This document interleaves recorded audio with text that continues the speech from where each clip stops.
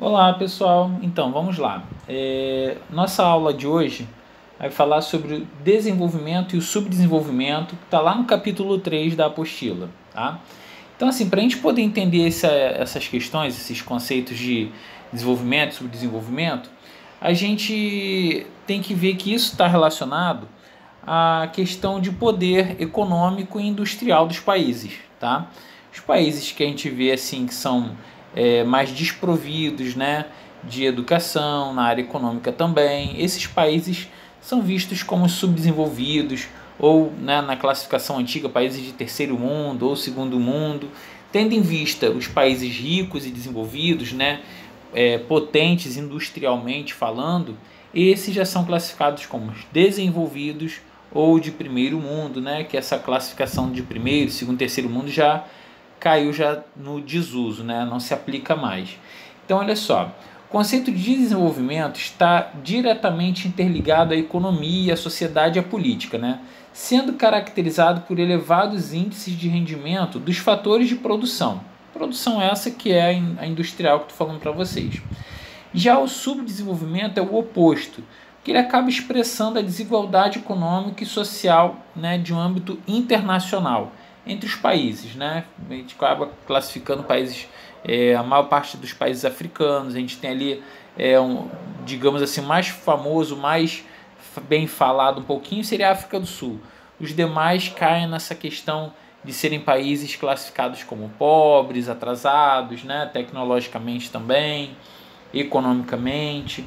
Então, olha só, ao trabalharmos com ambos os conceitos, é importante compreendermos que eles foram adotados e adaptados pelas sociedades modernas e, portanto, não se aplicam a sociedades tribais ou indígenas, tá? Então, olha só, nessa questão de falar de países desenvolvidos e subdesenvolvidos, nós já temos uma nova classificação, que são os países do norte e os países do sul. Nós tínhamos aquela divisão por hemisfério conhecida, antiga, né, que é a linha do Equador, que separa o hemisfério norte do sul. Essa linha sinuosa que vocês estão vendo aí na tela acabam separando, né, os países ao norte, que aqui no caso do continente americano fica só o Canadá e os Estados Unidos, tá? E atravessando o Atlântico nós temos a Europa, parte da Ásia e olha só, hein? Bem abaixo da linha do Equador, olha, a linha do Equador está aqui, né, onde está o Oceano Índico, bem abaixo da linha do Equador está a Austrália, Nova Zelândia, e essa linha sinuosa vem cortando, resgatando a Austrália e Nova Zelândia, que fazem parte do norte desenvolvido. Tá? Por que a Austrália e Nova Zelândia acabaram fazendo parte desse norte desenvolvido? Porque, semelhantemente à colonização desses dois países lá na Oceania, o Canadá e os Estados Unidos foram colonizados também, né, por anglo-saxões, né, que tiveram a ideia de expansão da colônia deles, mas por meio de não de explorar, mas por povoar aqueles lugares.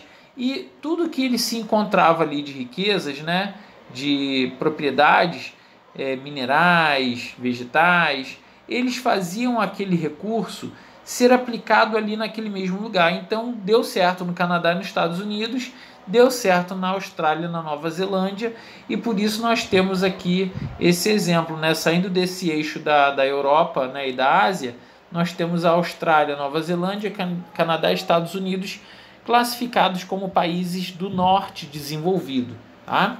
Então, só para isso ficar bem claro.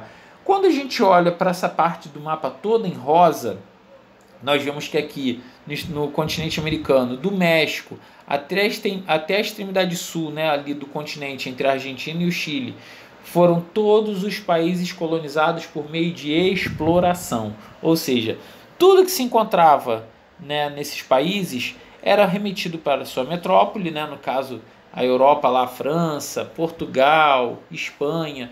Esses recursos eram explorados aqui, mandados para lá, e nós ficamos aí amargando esse atraso, né, econômico, acabou sendo refletido também na questão industrial e por aí vai. Né? Muito bem, quando a gente fala de desenvolvimento e subdesenvolvimento, a gente acaba classificando, né, em três partes. Nós temos os desenvolvidos, né? Alguns exemplos aqui, ó, Noruega, Austrália, Estados Unidos, Alemanha. Os subdesenvolvidos à direita, os desenvolvidos à esquerda, e no meio do caminho nós temos alguns países aí, como Brasil, Rússia, Índia e China, chamados de emergentes. Só para lembrar isso, vamos fazer uma associação, né? Quando o submarino está descendo, né? Está mergulhando no oceano, ele está submergindo. Quando ele está indo à superfície, ele está emergindo. Então, países emergentes estão o quê? Subindo, né? E subindo economicamente, né? Eles estão tendo ali um reflexo positivo.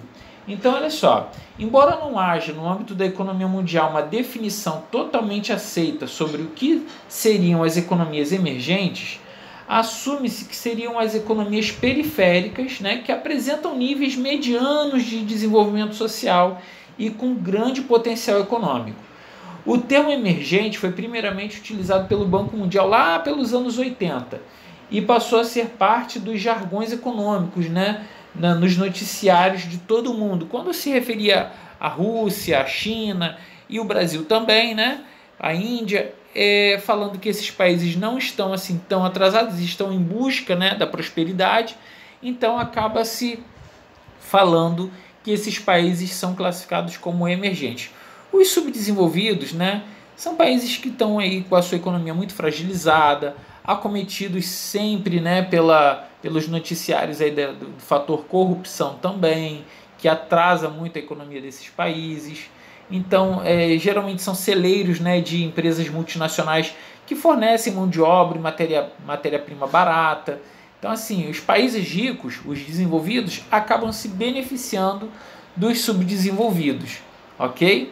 Aí tem mais um planisfério para vocês darem uma observada, né, como essa questão da desigualdade. E, tendo em vista que nós fizemos essa introdução, quero que vocês deem uma lida lá no capítulo 3, que fala sobre esse assunto, e que façam os exercícios da página 86, 87 e 88, tá bom? A gente continua aqui toda semana atualizando a matéria para vocês, tá bom? Não deixem acumular, façam os exercícios, tá? Semana que vem eu coloco o gabarito desse exercício para que vocês possam corrigir, ok? Conto aí com a disponibilidade de vocês para estarem sempre atentos aí às novidades do grupo lá no Facebook. Um abraço a todo mundo, estou com saudades e até a próxima, pessoal!